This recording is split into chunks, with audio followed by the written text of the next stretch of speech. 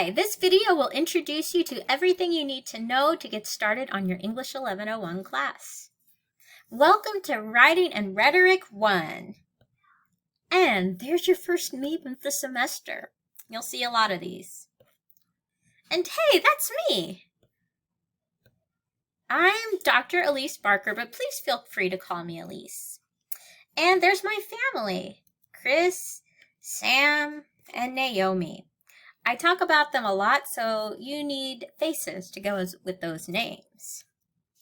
And here's a quick introduction to who I am. I grew up in Kansas. I was a typical goofy kid who loved the outdoors and reading books and playing in band. I was a total band nerd. That's me and my friend Thomas laughing in the middle of a band concert when we were supposed to be counting rests. I went to a tiny little Swedish college in the middle of a cornfield in Kansas. That's me in my dorm room with my roommate Janelle.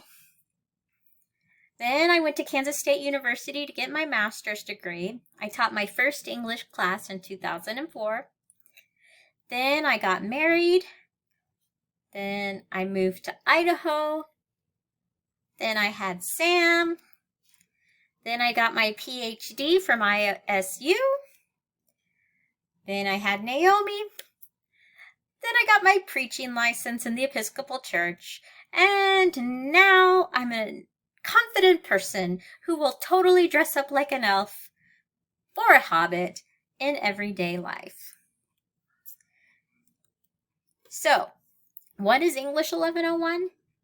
This class is the first of 2 English classes designed to prepare you for the demands of reading and writing at the university level.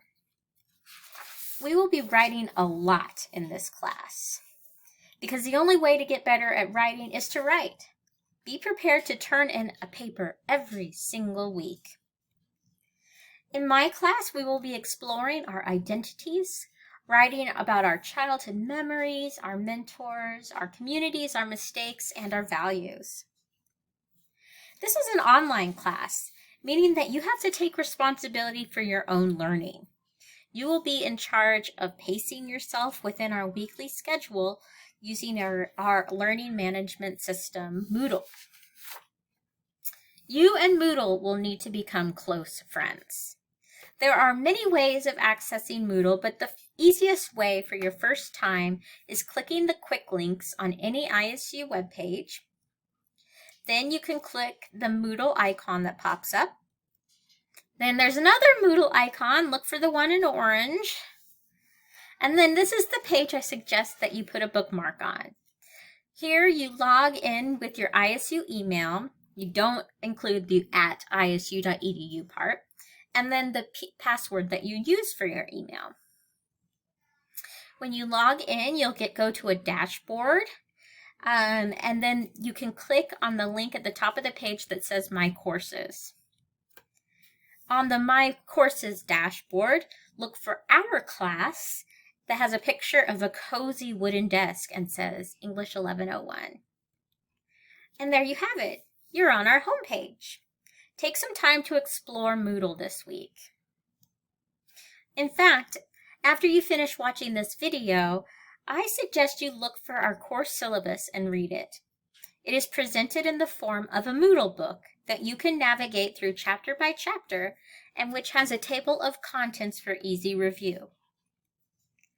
To motivate you to read the syllabus, I have assigned a short and simple quiz over the syllabus for you to review. This quiz is set up to give you immediate feedback, and you can take it as many times as you need to get 100%. We will have a lot of these low-stakes practice quizzes to help check your understanding this semester. Something I'd like to point out is that each week I have provided a recommended pacing schedule. You are free to go at your own pace, but there are weekly due dates on Wednesdays, Fridays, and Sundays. Many of the activities build on previous work, so going in order will help you get the most out of them. For instance, if you look at week 2, you'll see that on Sunday you'll be submitting a photo reflection. To prepare you for that, you will need to watch a video introducing the paper and another video about a writing technique called snapshots. You'll also have the option to look at an article about that technique. You will need the information from those 2 videos to do the sensory snapshots activity on Tuesday. This activity is designed to help you come up with snapshots that you can use in your photo reflection paper. Then on Wednesday, you will apply your knowledge from that sensory snapshot activity to an article you'll read titled Once More to the Lake, so you can practice the technique and see it used by a professional writer. You'll do that on a forum with your peers.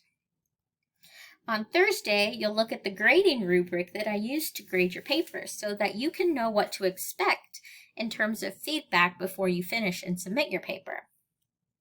On Friday, you will return to the forum that you started on Wednesday and respond to a peer. I always leave Saturdays open as a day for resting. And your weekly papers are always due on Sunday.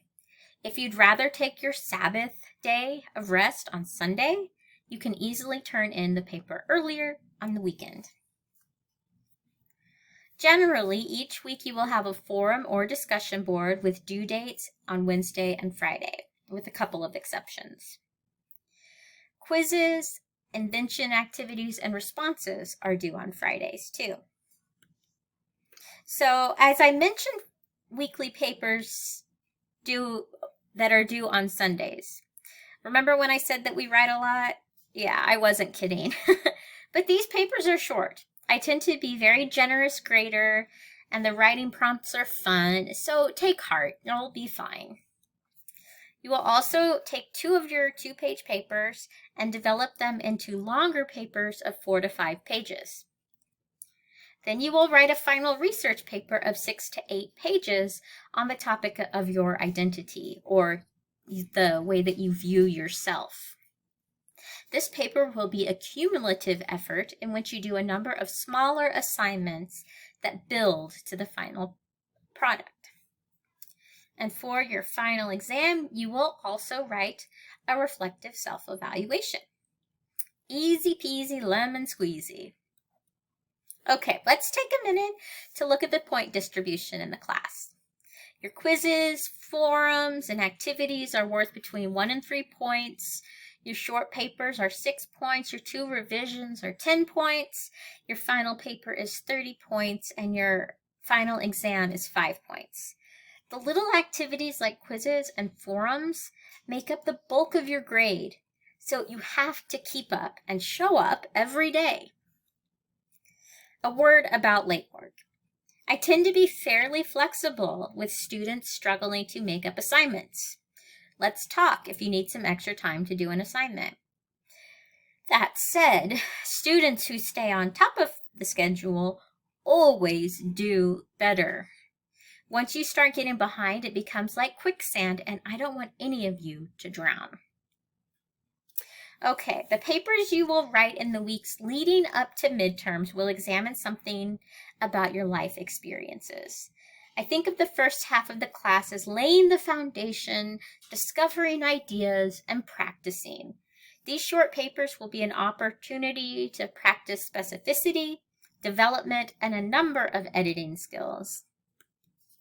The second half of the semester consists in the final research assignment series.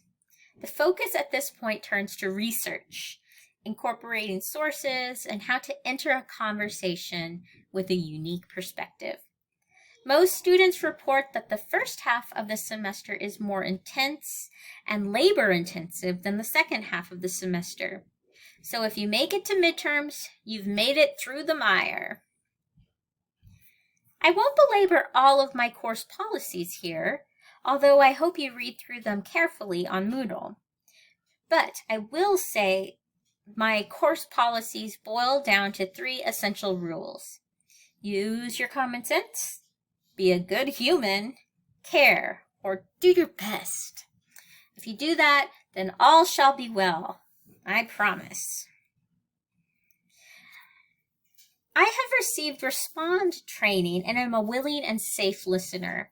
I am a supportive and affirming of my LGBTQIA+ students and am aware of the services available on campus if you experience difficulties relating to your gender or sexual identity. Veteran students, non-traditional students, out-of-state students, minority students, students facing mental or physical health challenges, all of you may have unique struggles. If you are having a difficult time adjusting to academic life, are facing discrimination or bullying, are struggling with your physical or mental health, or encountering any other impediment to your academic work, please do not hesitate to contact me. I know people who can give you the resources to cope with your problems. If you are in urgent need, please call the crisis line at 1-800-273-TALK. If your concerns are life-threatening, though, call the police at 911. Whew, do you have information overload yet? A ton more information is available on our course syllabus on Moodle, but I will leave that to you to discover on your own. Okay, let the exploring begin. Happy writing.